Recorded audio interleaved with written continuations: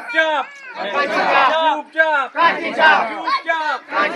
चुपचाप रहा है चुपचाप कैंची छाप चाहे कितनो कुछ कर दे कोई, हाँ चाहे कोई कितनो आकर के लब लालच देते, दारू मुर्गा हड़िया पैसा खिला दे, कोई फर्क नहीं पड़ता है।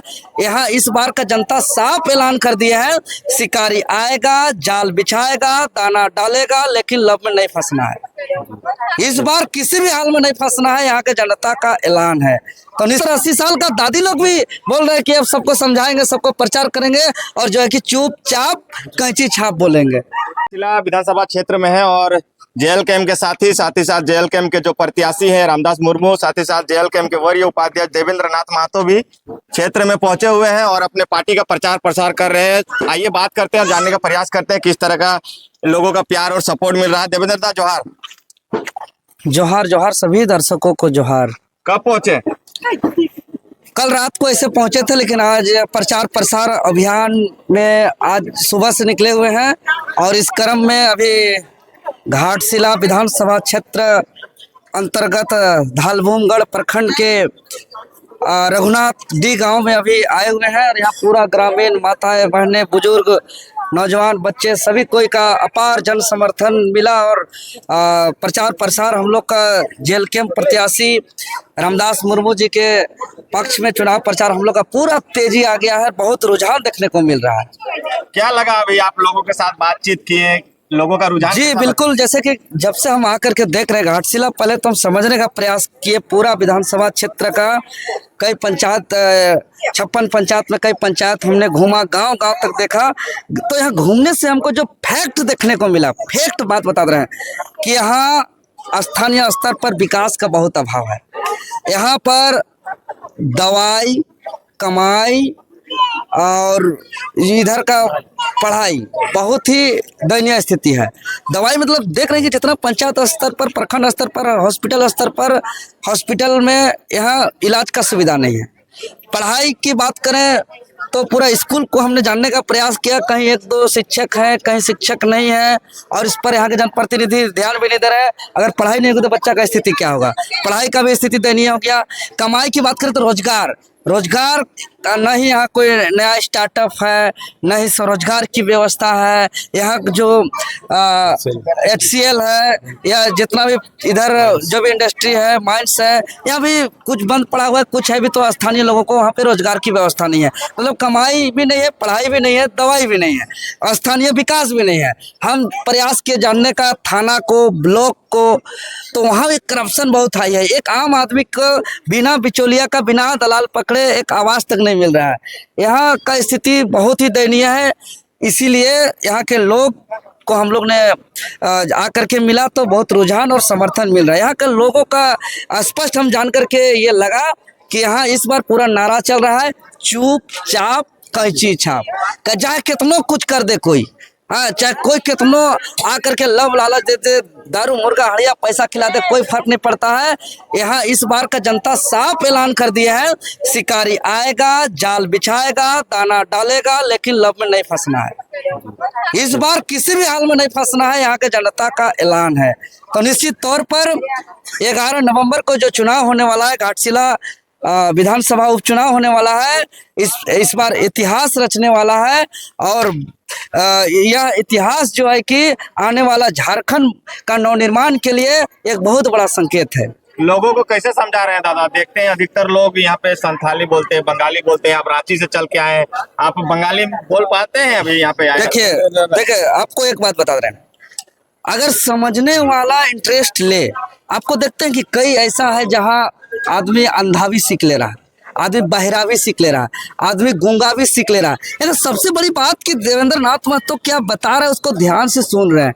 इसलिए हम बंगाली राड़ बंगला भी मिक्स बोल रहे हैं, अपना हिंदी भी बोल रहे हैं, अपना क्षेत्र का जो हमारा कुड़माली पचपरगनिया भाषा है वो भी हम मिक्स कर रहे हैं। जो हमको समझ में आ रहा है 100 भाषा बोल रहे हैं और सभी भाषा 70-80 साल के दादी लोग भी समझ रहा है और वो लोग भी सुनने के बाद लग रहा है कि वो स्टार प्रचारक बन गए हैं।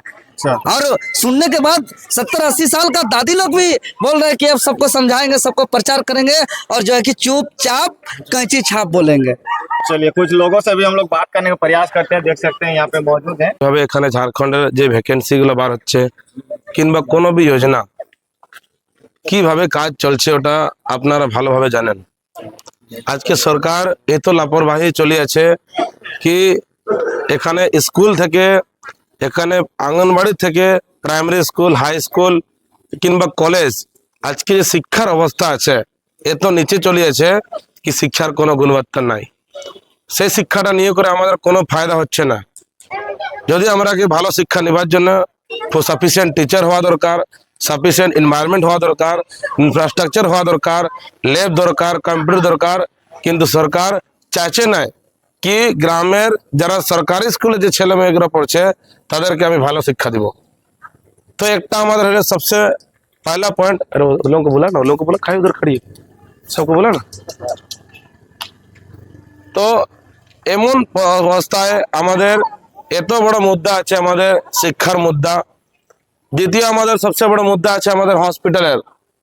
আপনারা ডেলি দেখছেন কি কিভাবে এখানে হসপিটাল কি অবস্থা আছে। এখানে আমাদের অনুমণ্ডলে একটাই হসপিটাল ফুলডুঙ্গুরি যেটা আছে, অনুমণ্ডল হসপিটাল আছে না ফুলডুঙ্গুরি, ওখানে দেখবে আল্ট্রাসাউন্ডের মেশিন নাই, এক্সরে মেশিন নাই, ফিমেল ওয়ার্ড নাই, ডক্টর থাকে নাই, অ্যাম্বুলেন্সের কল করো 108-এ, এখন কল করো 5 ঘন্টা পরে রেসপন্স মিলবে, নাইও রেসপন্স করে। তো এই অবস্থা, এরকম সরকারি ফ্যাসিলিটি আমরা নিয়ে করে কি করব? সরকার যদি ফ্যাসিলিটি দিচ্ছে তো ভালো করে হোক, তাই তো এরকম ফ্যাসিলিটি আমাদের কোনো দরকার নাই। তো সরকার এত লাপরবাহি করছে, শিক্ষা তো করছে, তার সঙ্গে আমাদের স্বাস্থ্যেরও এত লাপরবাহি চলছে। তো আমাদের কি এত ক্যাপাবিলিটি আছে কি বড় বড় হসপিটালে আমাদের একটা মরিজকে অ্যাডমিট করতে পারবো? টাটা তোমার টিএমএচ যদি একটা পেশেন্টকে আমরা অ্যাডমিট করি তো স্টার্টিং কমসে কম 20 থেকে 30 হাজার টাকা আগে ডিপোজিট করো, তারপর তুমি পেশেন্টটাকে ওখানে দিবে। তো যদি সরকার এই স্বাস্থ্যগুলোকে ঠিক করে তো আমাদের একটা অনেক ভালো সুবিধা হয়। যে লাগাতার আমাদের সুপ্রিমো জয়রাম মাতো বিধানসভাতে লাগাতার উনি উঠাচ্ছেন কি স্বাস্থ্য আর শিক্ষাটা এত মজবুত যেমন হওয়া উচিত যে সবার জন্য এটা যেমন সক্ষম হয়। যারা গরিব লোক, যারা নিম্নবর্গ, যারা গায়ে ঘরে থাকে, যারা চাষবাস করেও যদি জীবনযাপন করছে তারাও যেমন এই জিনিসটা ওরা নিজে থেকে করতে পারে। সরকার এমন হওয়া দরকার। কিন্তু আমাদের দেখছো এখানে নেতা মন্ত্রীদের জ্বর অসুখ হচ্ছে, ওদের কোনো হচ্ছে এয়ার অ্যাম্বুলেন্স নিয়ে করে কোথায় চলে এসে দিল্লি, আর আমরা কোথায় করছি এখানে অনুমণ্ডলে। অনুমণ্ডল যদি না হয় তারা কোথায় আছে আমরা এমজিএম এ। তো আমাদের লাস্ট এমজিএম পর্যন্ত আমরা যেতে পারছি। তো কেনে সরকার ভেদভাব কেনে করছে? তো জেল কেমের সচ একটা মানুষ আছে, সবার এক মতো শিক্ষা হওয়া দরকার, সবার এক মতো স্বাস্থ্য হওয়া দরকার। तीसरा আছে সবচেয়ে বড় মুদ্রা আমাদের রোজগারের। আজকে দেখো আপনারা আমাদের সামনে এত বড় কোম্পানি আছে কি HCL, হিন্দুস্তান কপার লিমিটেড।